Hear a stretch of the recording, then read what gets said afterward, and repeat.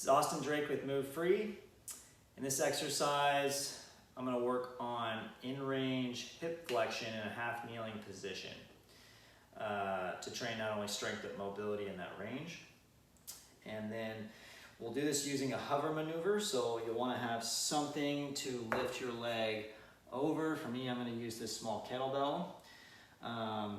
So what I'm going to do, I'm also going to have some kind of sticks or something I can hold on to, just so I can be a little more stable. So I'll set those up there.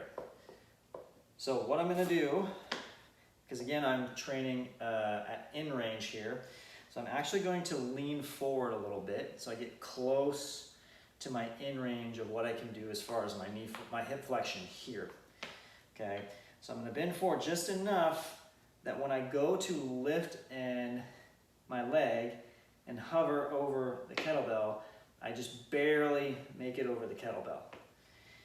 If I can go way above the kettlebell like that, then I need to bend over more, okay?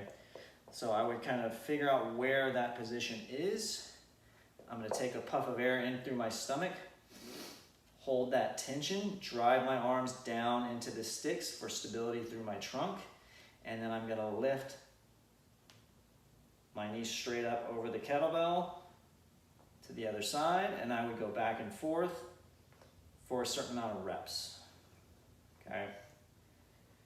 Now we can work different angles at the hip, so I may then elect to move the kettlebell out to the side. And now I can still work those hip flexion hovers, but now I'm getting into a more abducted position with it. Again, I could do that for reps. I would want to be close to in range, so I would still want to lean forward a little bit and then work on that hover. Again, I could continue to move the kettlebell out to the side until I'm almost doing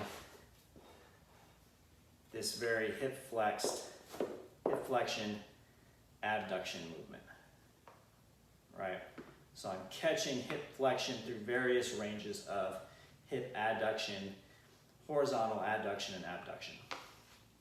Useful for training in-range hip flexion through various positions.